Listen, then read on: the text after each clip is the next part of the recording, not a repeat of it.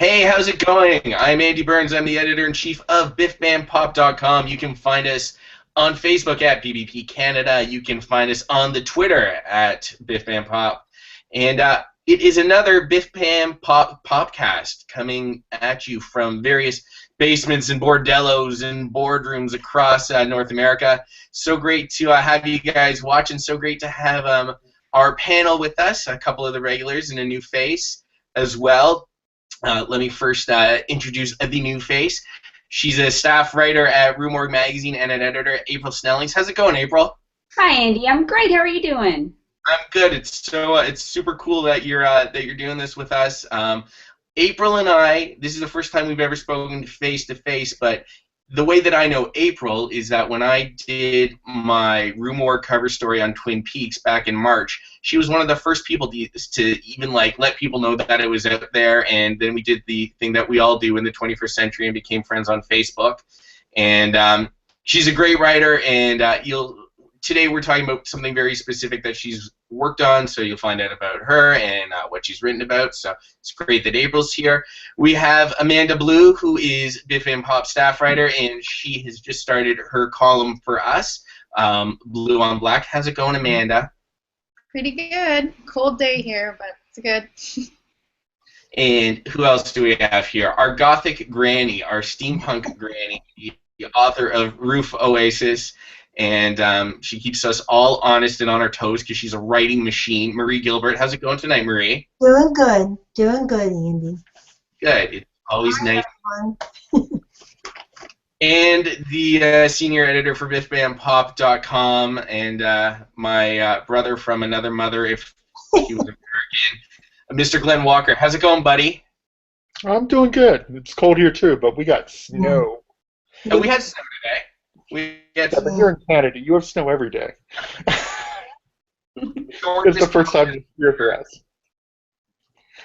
All right, so why are we all gathered here today? One, because we got back into the habit of the podcast, and I'm really enjoying it. Somehow I've managed to up my energy level. You know, we did these for a good year, and then someone got lazy and tired raising a child, but now we're back and we're doing it, and really nice and consistent.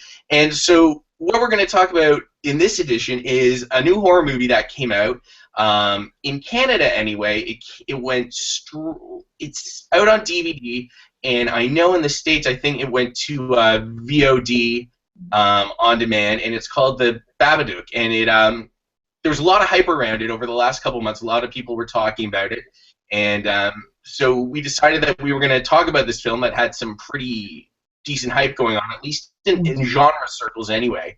But I'm going to throw to Amanda. Amanda, why don't you tell the folks that haven't seen the Babadook what it's about? Well, basically, it's a single mother raising her young son. Her husband, who is the father of her child, was killed when she was on the way to the hospital to have him. So there's a bit of mixed emotions there. And anyway, they end up finding a storybook called Mr. Babadook. She reads it to these monsters, and he becomes totally convinced that this monster is real and out to get them, and that's kind of the setup of the rest of the movie, I guess.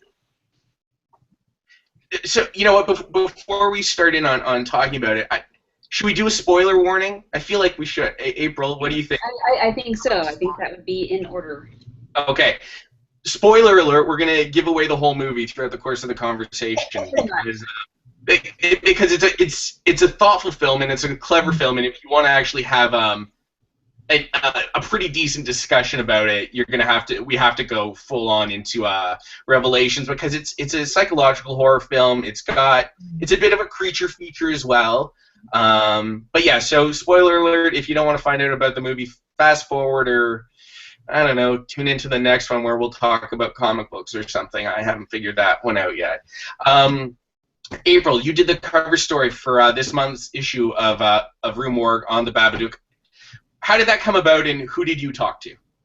I talked to Jennifer Ken, the director, and Alex Uhas, who is the illustrator who designed the monster to an extent, and who did created the book, the pop-up book. And that's incredible. It was he did everything by hand. That book in the film, that was a one-off. They made a couple of them because, one gets trashed and burned and torn up.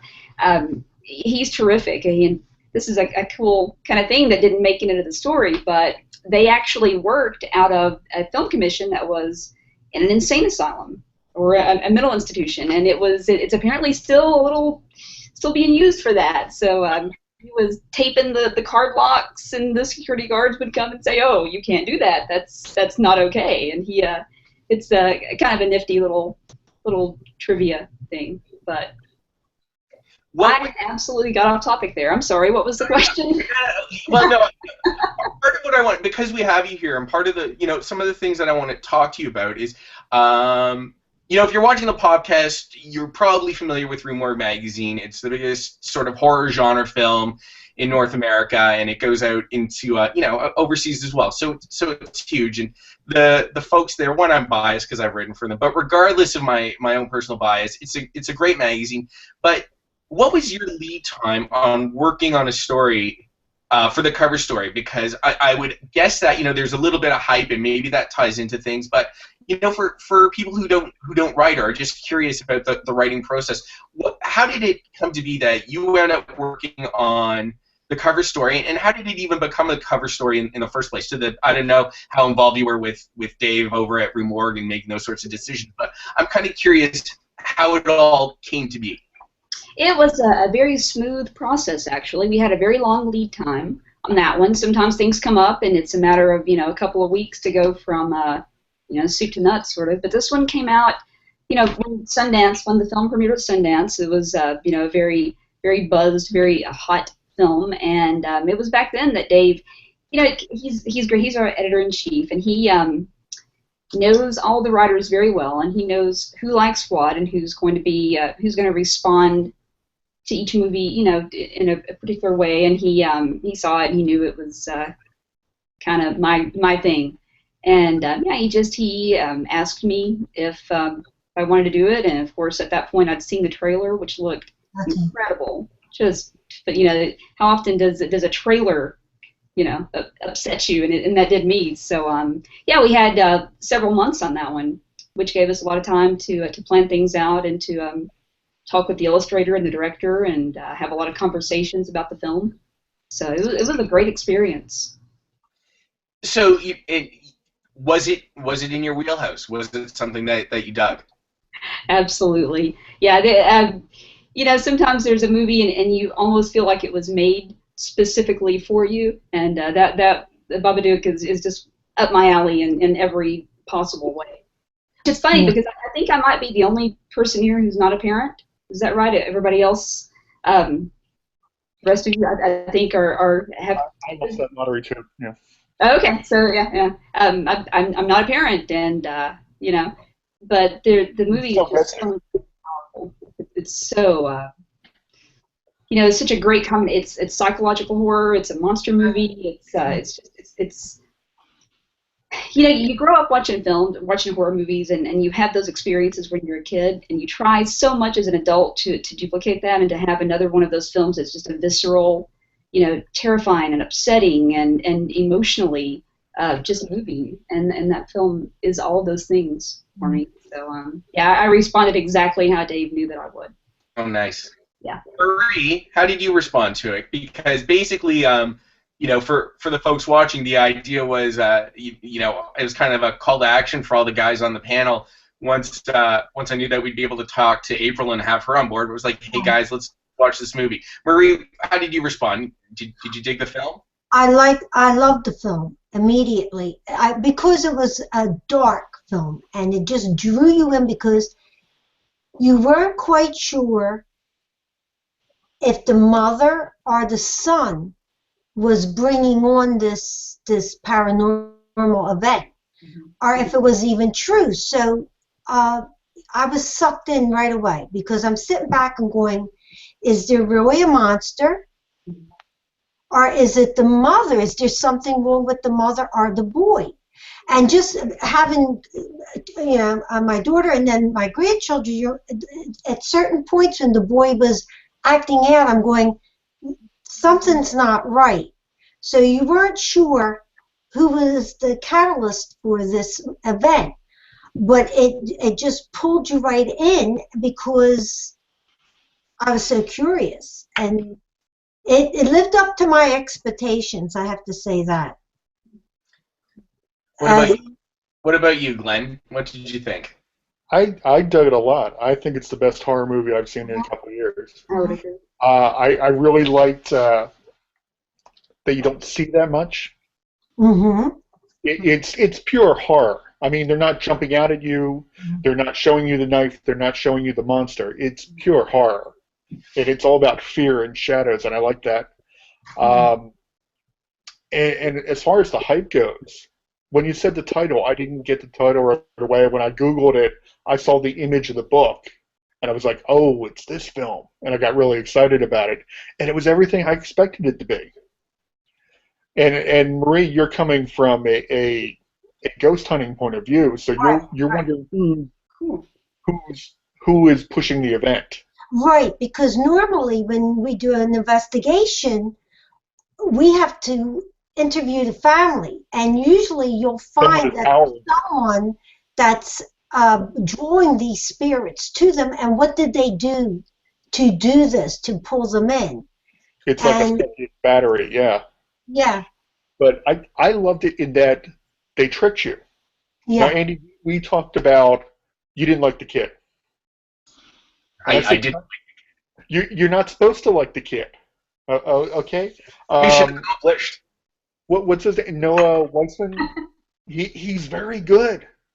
He's very good at that creepy kid that maybe the mother doesn't get. Maybe the mother doesn't like. So you're kind of on the mother's side, even though she's the baddie.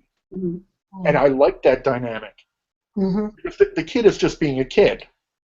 Right. And when he opens the book, he's confronted with something that, oh my God, I was right all along. Mm-hmm. And the mother is so like, no, thanks. I love that. And you know what I would also love to see? Because the movie has had a lot of hype. I would love to see them sell the book. I'm looking for the book. Yeah.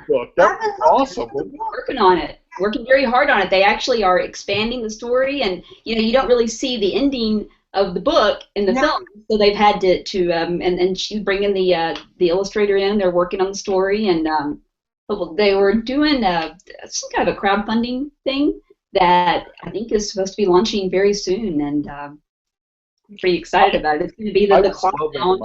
Gorgeous. That's such a cool way to extend that world, because the world of the film is, and it's so layered, and there's so much going on.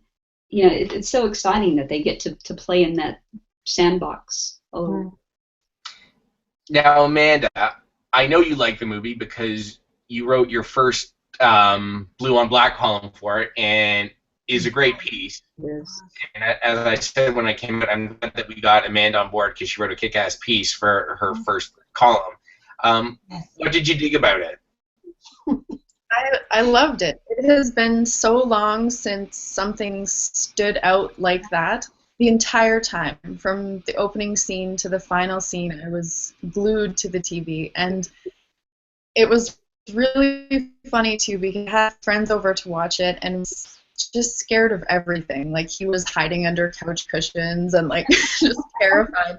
And then I had my other friend who's nothing scares him. He has no interest in horror. He found it he was laughing at us the whole time for being scared at all. And, by the time the film ended, there was just a really neat discussion going on. Like, right away, I'm like, it means this and this and this. And my other friend's like, no way, it was a totally real monster, hands down, And we both kind of had supportive evidence from both sides. And, I mean, I know that I'm right, but he did have some valid points, and it's just really cool that it can be interpreted in several different ways and really scare people in different ways as well. It was brilliantly done. I thought, I can't wait to watch it again already. Because you can look at it as a ghost story, or you can look at it as the mother had lost it after the husband died, and this child grew up in that atmosphere. Mm-hmm. And he knew the mother was a monster. So you can look at it so many different ways. Was the boy possessed? Was the mother possessed? And even discounting a ghost in the story, just that dynamics between the mother and the son Mm-hmm. is frightening. If you're a mother and you see that he comes to her and he's hungry and you figure he hasn't eaten for a couple days and she's like, go away, and you're like, oh my God, that's your monster. Mm-hmm. Yeah, that's horrifying on its own. Uh-huh.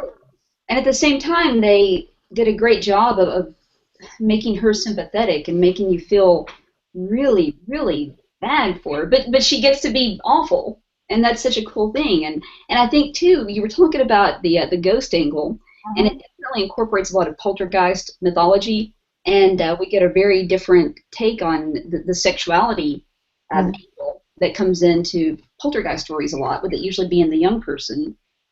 And Babadook, the fact that she has suppressed and ignored this entire aspect of her character and her personality, and that comes, the very first time the Babadook manifests itself in some way to her, of course, is that that amazing scene, and it's so uncomfortable and it's so unsettling and it's so honest. Yeah, it's just a fantastic movie, and there's so much going on. You can watch it so many, and I've watched it 3 times now, and it held up. It was incredibly disturbing and frightening every single time. Yes. And the first time I watched it, I actually had kind of a physical reaction to it. I got a little lightheaded because I wasn't breathing at one point. And when you watch a lot of horror, it's so hard to you chase that reaction all the time, and it's so hard to short of jump scares, which are very effective, but not, it's kind of cheating. I mean, it's fun, and there's that one kind of a jump scare in Babadook, but then after that, nothing. It's just genuine, organic tension. Horror. Yeah, it is. Like Glenn said there was no gore. It was, you don't see that much, but that I think is more horrifying because your imagination's going while that film is playing in front of you. It is. It's almost like reading a book. It is. What your imagination can come up with is worse than anything you could possibly see. Oh, absolutely. The one real act of violence that she commits, and it's that's framed so that you don't really see it, but you see the one little detail of the what's going on in the bottom of the frame, and it just makes it more horrifying. Have you seen a short film that it was based on? She made a short film in maybe 2005. 2005, I think I think that's right. Yeah. No, I have to find it. It's really cool. It's online, and it's so interesting because stylistically, it could not be more different. It's very jump scare, and it's very her filmmaking, her technique has been refined so much since then. And it's if you're just watching it, it's not a good idea. I would say don't watch the short before you watch the film because it definitely spoils the ending, which we're going to do for you probably anyway. So, but if you don't want the feature spoiled for you, don't watch the short, but definitely watch it afterward because it's really interesting to watch the evolution of the filmmaker and the story, and to know that she had the story going for 8 years, and how it fascinating. I find that so intriguing to see how somebody who's got this incredible story inside them, and that they make it, but it doesn't. It's not enough, and they need to explore it, and that's what happened with her, and then the result is unbelievable. Unbelievable is right. So here's a question for everybody, because I'm sitting here feeling awkward and uncomfortable. What does it mean that I didn't like it? You didn't like the film? I totally missed what you said, but I'm fully confident that it wasn't good, so I'm gonna keep going. Andy, that means that you are Samuel. The bad seed, Andy. It's all you. Yeah. That's the cool thing about horror is it is so personal, But I do think I genuinely do think it's interesting that stop smiling, Amanda. I do find it interesting that that I didn't like it, and you guys all did, and not just so we can have a nice conversation and I can be contrary. But you know, it was set up for me that I was looking forward to watching it, and to be fair, I started watching it I think on a Saturday night at like 11 o'clock, and there were a few moments where it scared the shit out of me. But I didn't watch it all at once. I ended up coming back to it and watching the last hour later. And I don't know if it was the fact that I didn't really like the characters at all. I liked the concept, and look, there were a few times where I was kind of like this, but I do find it interesting that, you know, and I think that it can go for any sort of film that gets a lot of raves when people don't like it. Why? And I don't really know why I didn't like it, other than, you know, I could say I didn't like the characters, because I think that the concept is cool. I think that the direction was solid, and I think that it had a lot going for it. But, you know, when three of the folks that write on Biff Bam Pop totally really love it, and I'm just kind of like, you know, it's a little strange. But I mean, April, I guess it is like you say, that horror is like, you know, everything is subjective, and what people enjoy can't necessarily. It comes down to what scares you. I mean, maybe, I mean, I'm pretty sure that my perspective might be different than someone else's based on, you know, the childhood that I had, right? Certain things scare me more, or the fact, you know, maybe I doubt myself as a mother and that idea scares me, or whatever it is, right? It depends what's feeding that fear for you, and I think that's definitely different for everybody too. That's a very good point. I think it's very personal, because I know, Amanda, you had a different take on it, as you just said. I looked at it as, again, the imagination, and also it reminded me of horror movies I saw as a child. The ABC Movie of the Week, Trilogy of Terror, Bad Ronald. It reminded me of that. Yeah. So I dug it for that. I bet Marie has a completely different reason for liking it. So I think it is very personal, and maybe it just didn't strike a chord in you, Andy. Yeah. Yeah. I wish You just didn't identify with the characters. Well, I definitely didn't. I definitely didn't. You know, I see the good performances. I see the mood. You know, even I like haunted house movies, and even though it wasn't necessarily a haunted house film, it had that sort of vibe to it. But yeah, I just sort of I found it interesting that, you know, for some reason, you know, it didn't speak to me. But then, you know, I think we talked about it on the last podcast. I know a dude that just watched The Shining for the first time, and he thought it was boring. And it's like, well, fuck, man, you don't know what this is about. Yeah. A lot of similarities there. I think there's, you know, there are a lot of echoes of The Shining and the Babadook and Nightmare on Elm Street. I think that there are a lot of very specific references, and which is interesting because the director said that she watched that film a lot as a child, but didn't feel that it influenced the Babadook at all. So, Right. Yeah, so it's cool. It's I don't know, there's just so much going on there. It is interesting, Andy, that you didn't like it, and I'm kind of intrigued. Kind of want to pick your brain sometime and find out how I still think Yes. Once again, I didn't hear what you said. But you know, let me ask you, April. The film didn't get a wide release. It definitely didn't get a wide release in Canada. I'm assuming it didn't get a wide release in the States either. If it would have, and I mean, you know, it's we're like armchair quarterback. It would have, could have, should have. But would we have had like a new character in that pantheon of like the Freddys and the Jasons and the Michael Myers? Do you think with the Babadook, or is it too? It's certainly a thoughtful film. Do you think it would have been that character wouldn't have gone in that sort of direction? I don't think it would have, unfortunately. I think it's a very cerebral film, and I think it's also it's a very feminine movie, and that's not to say that men won't respond to it or enjoy it, because I mean, obviously Glenn and a lot of guys that I know, but I think that it's a very specifically feminine take, and I hate to be the person that takes it in that direction and that brings up gender, but it is so rare that we get this kind of a film coming from a female perspective, and we have so many phenomenal, fantastic movies that deal with the breakdown of that mother-child relationship, but it's always from a male perspective, so it's so cool to get, you know, that very uniquely feminine perspective. I don't think that Americans would have, that mainstream audiences would have responded to it that well. I think I disagree on that. Really?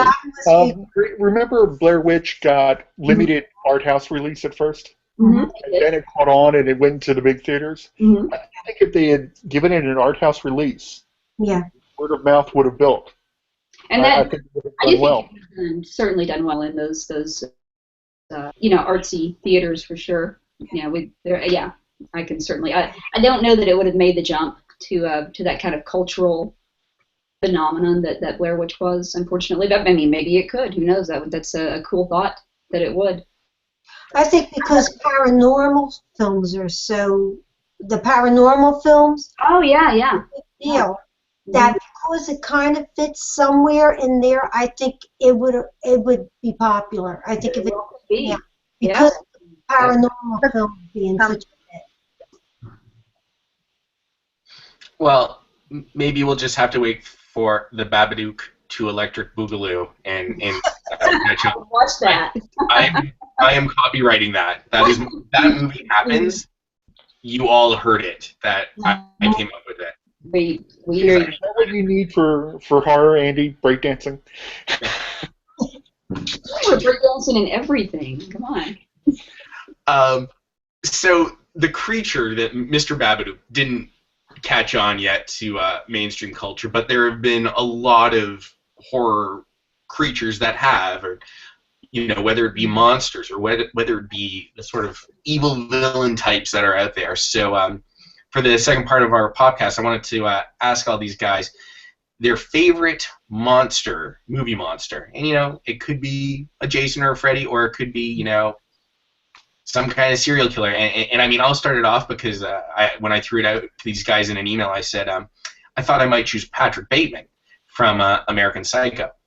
And I'm going to choose Patrick Bateman from American Psycho because American Psycho is the only film that I can recall watching 2 days in a row on DVD. I just, and I'd already seen it before. And there was something about that film, and it really comes down to how nuts that character is, and not just because he's portrayed as a serial killer, but because he's kind of not either. Christian Bale gives this amazing performance, and this is pre-Batman. This is pre-breakdown on the set of the Terminator. This is this is like pre-anything, and the fact that he took on this role in essentially what was a small film, but to me is a classic piece of filmmaking from the new millennium. I think it's so great. I'm biased because Bret Easton Ellis at one point was my writing hero. Though it's interesting is I hate the book, but I love the movie. Really? Yeah. Now I read American Psycho when it came out in 1991, and I was 14, and it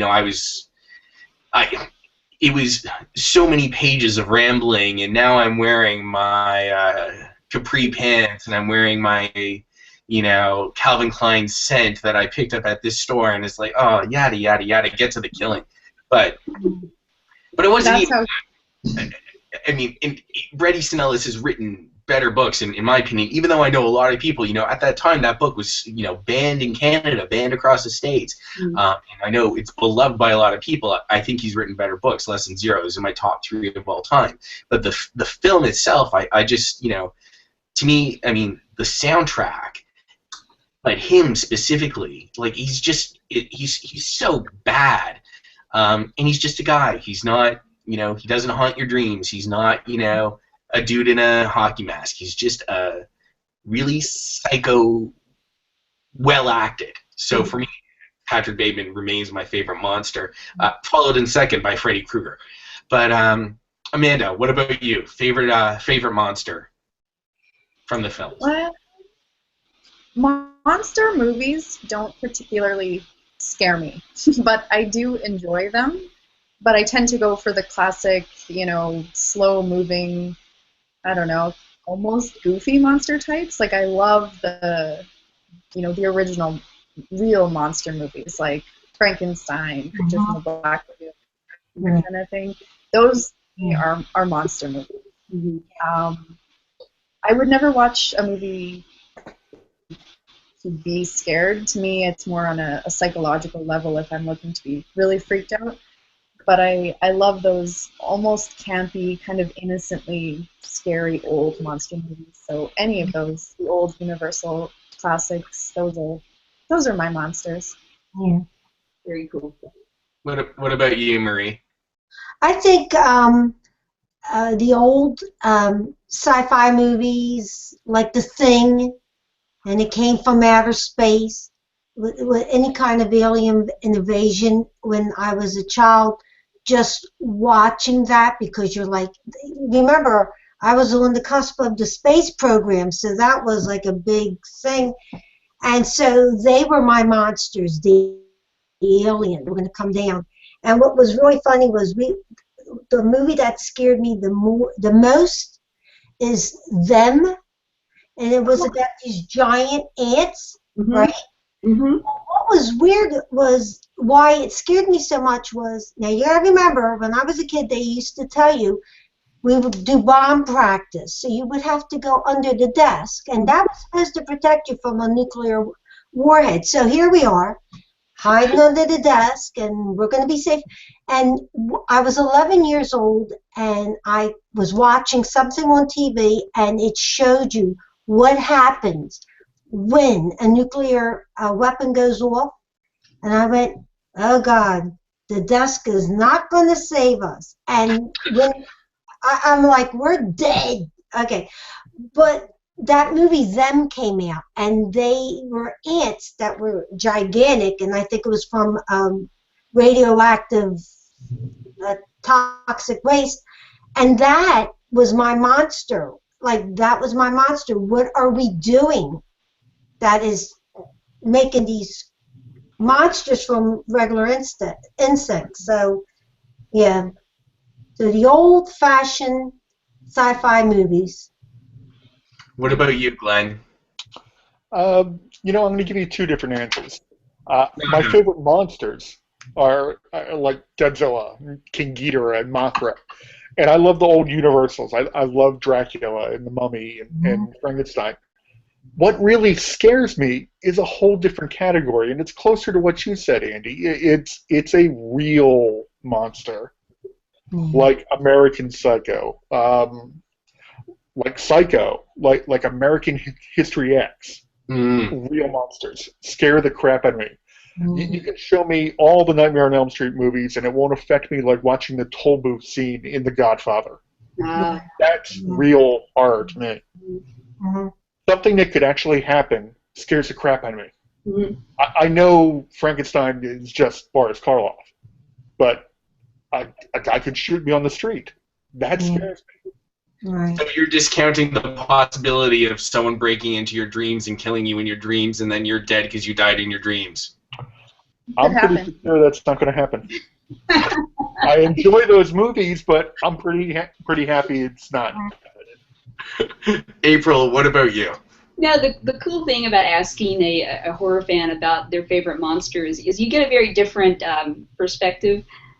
You know, we're talking about monsters, about what scares us, and a lot of horror fans, you know, we don't find monsters, we love them, you know, we find them sympathetic, and, you know, there's something there that, you know, the old Universal guys, that they're not particularly scary, they're sad, they're very, you know, they're tragic figures, and so the creature in the Black Lagoon is very near and dear to my heart. The guy he wouldn't have bothered anybody if he's still scary. There's some really weird stuff going on when he's swimming underneath, you know, the Julie Adams character, and he's just watching her, and he's got intentions.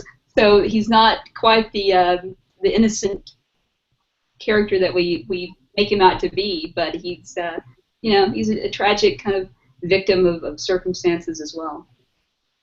So I wish if we could get real spoilery about something that's out now. There's, and I won't say what it is, but Andy, it's a book that you and I have read both recently, but there's a phenomenal monster that is very much human in a film that's popular now, and Marie, you reviewed the film and loved it, and maybe someday we can reconvene and talk about that a bit more, but there's a horrifying human monster in a film and book right now that Absolutely. I have no idea what you're talking No, about. I'm curious. What is it? Can I have drop? to tell us now. Yeah, give us spoil Okay. away.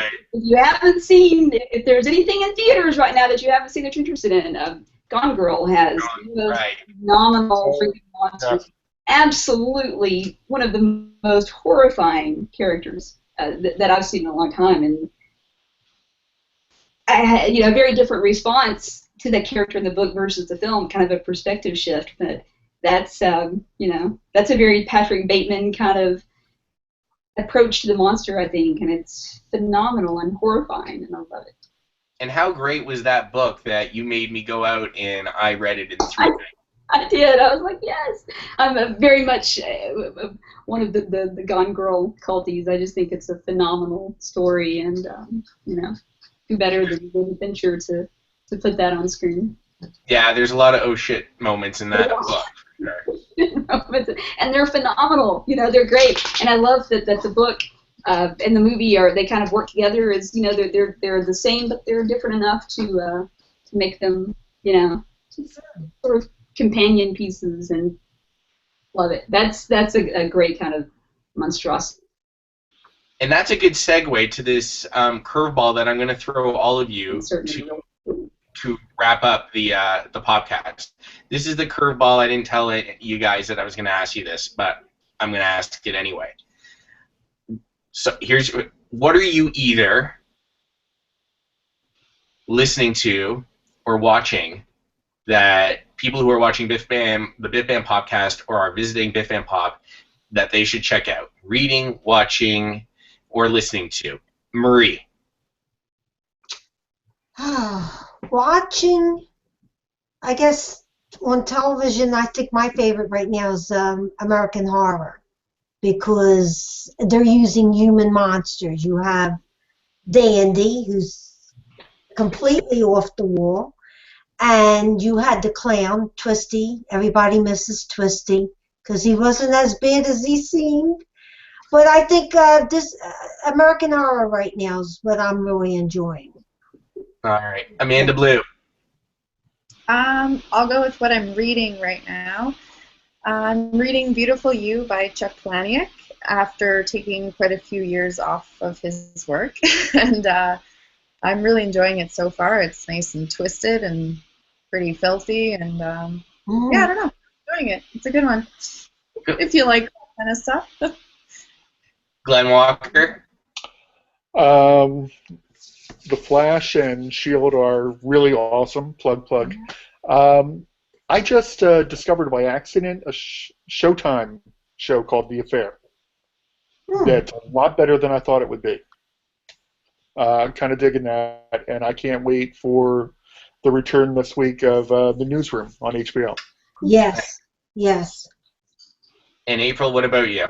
I'm going to reach way back. I'm reading some George Higgins right now, some classic crime fiction, The Friends of Eddie Coyle.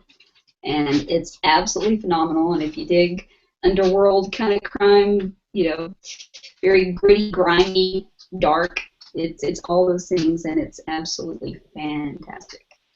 It's great stuff. Yeah. And April, would it be fair to say that we both think that everyone should be listening to July Talk? Well, of course we do. Why would they not? That's phenomenal. July Talk. Best new band that's come along in years. Yeah, they're pretty awesome. Live, phenomenal. And bonkers. That shit crazy. And on that note, that brings us to the end of this edition of the Biff Bam Popcast. I want to thank April Snellings. Thank you so much, April. It was awesome that you could join us. Thank you so much for having me. It was great to talk to everybody. Awesome. And thank you to Amanda Blue, and thank you to Marie Gilbert, and thank you to Glenn Walker for hanging out as usual. Thank you folks out there for watching. You can find us at biffbampop.com. You can find us on Facebook at facebook.com/BBP Canada. We're on the Twitter at Biff Bam Pop. And until the next time, which, geez, I don't know, we're on a good roll, so I think we'll have to do it again in 2 weeks. Yeah, thanks for watching, and we'll see you soon. Thanks, folks.